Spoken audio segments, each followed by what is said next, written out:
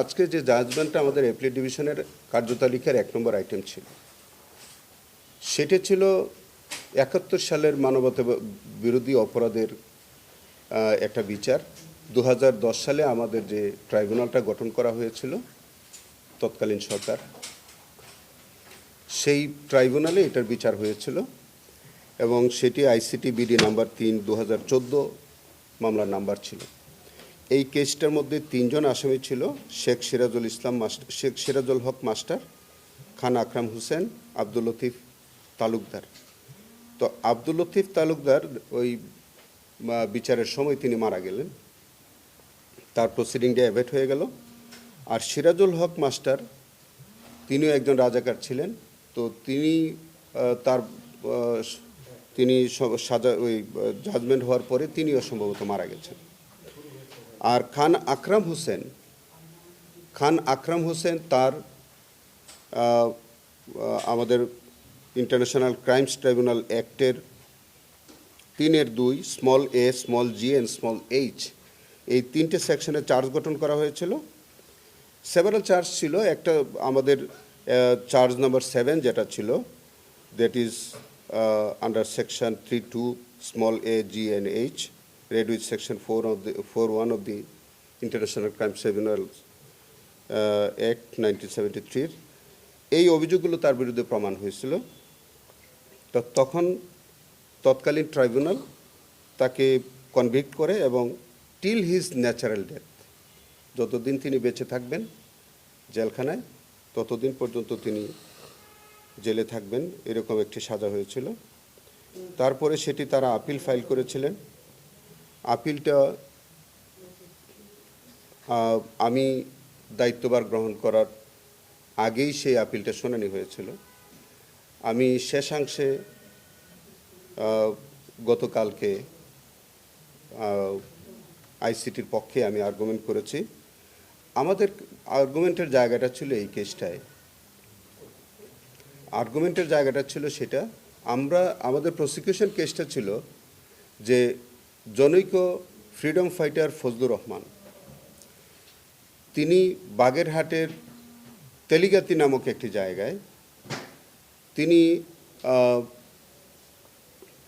ওই তার অন্যান্য মুক্তিযোদ্ধাদের সহ তার ক্যাম্প থেকে তিনি বাড়ি ফিরছিলেন বা আসার পথে, তখন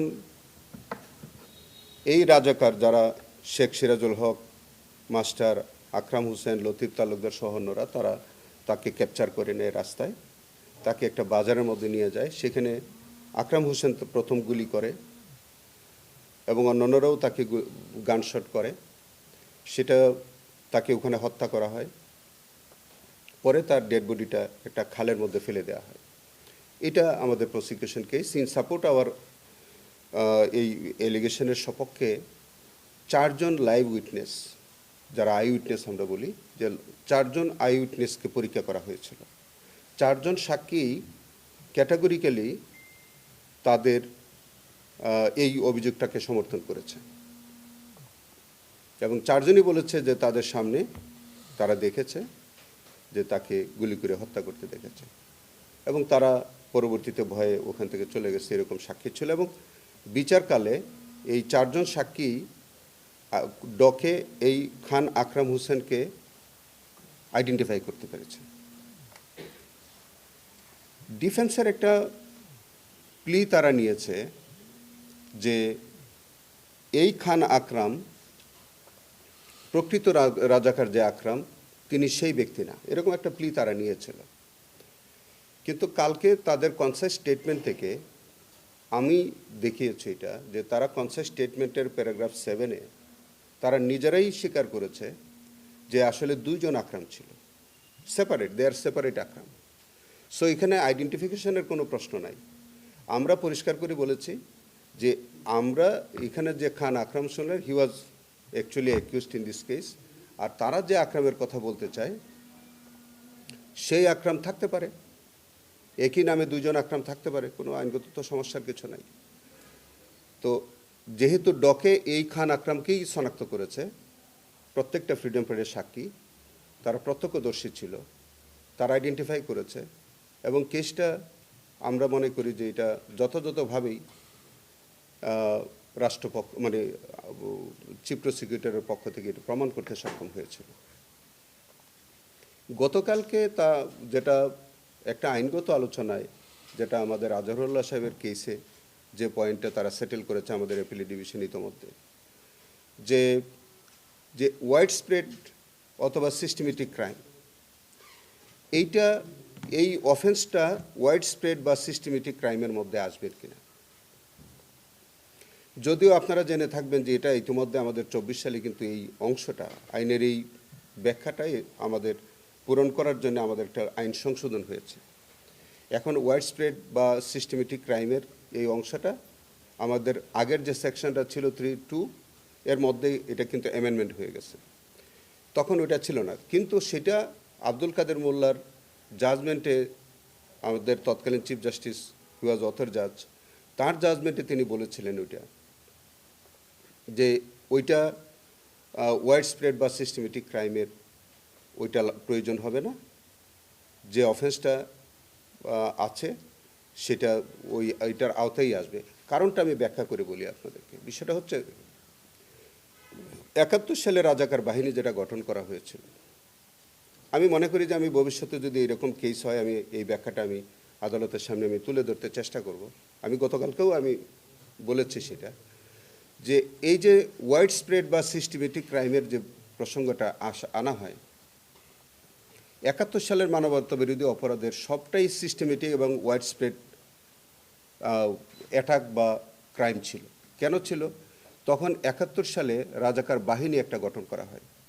সেই রাজাকার বাহিনীর একটা অ্যাসাইনমেন্ট ছিল to act all over the country. এটা কিন্তু কোনো ইন্ডিভিজুয়াল অ্যাক্ট ছিল না, ব্যক্তি বিশেষ কোনো অফেন্স না। এটা রাজাকার বাহিনী তখন তারা গঠন করে, তাদের প্রত্যেকটা বাহিনীর সদস্য সারা বাংলাদেশের প্রত্যেকটি আনাচে কানাচে তারা কিন্তু এই হত্যাকাণ্ডের মতো বা অন্যান্য মানবতা বিরোধী অপরাধের মতো ঘটনাগুলো তারা ঘটিয়েছে। সো এখন পার্টিকুলার কোনো এক জায়গায় কোনো রাজাকার বাহিনীর কোনো মেম্বার তারা যদি কোনো কাজ করে, তাহলে এইটা কিন্তু ওই ওয়াইড স্প্রেড বা ওই সিস্টেমেটিক ক্রাইমসেরই একটা অংশ বলে গণ্য হবে। এনিওয়ে, এই প্রসঙ্গটাই গতকালকে তারা প্রসঙ্গটা উঠেছে, যেহেতু ইতোমধ্যে জনাব আজহারুল্লাহ সাহেবের কেসে একটা জাজমেন্ট হয়েছে আমাদের অ্যাপিলেট ডিভিশনের, এবং এই জাজমেন্টটা যেহেতু এখন পর্যন্ত বহাল আছে, এটা ওভাররুল না হওয়া পর্যন্ত we are bound by their judgment. So এই আলোকেই সম্ভবত এই জাজমেন্টটা আজকে যেটা হয়েছে, ওই রায়টাকে ফলো করেই হয়তো আমাদের মাননীয় বিচার আজকে অ্যাপিলেট ডিভিশন হয়তো সেই সিদ্ধান্ত নিয়েছেন। আসামিকে মামলা থেকে খালাস দিয়েছেন, তাদের আপিলটা অ্যালাউ করেছে। আমরা একই সাথে বলি যে এটা জাজমেন্ট, পূর্ণাঙ্গ জাজমেন্ট পাওয়ার পরে আমরা একটু দেখে তারপরে আমাদের আইসিটি ট্রাইব্যুনালের পক্ষ থেকে যদি আমাদের কোনো কিছু করণীয় থাকে, তখন সেইভাবে আমরা আইনগত পদক্ষেপ নেব আফটার রিসিভিং জাজমেন্ট। যদি আমাদের কোনো কিছু করণীয় থাকে সেটা আমরা তখন জাজমেন্ট দেখার পরে আমরা দেখব।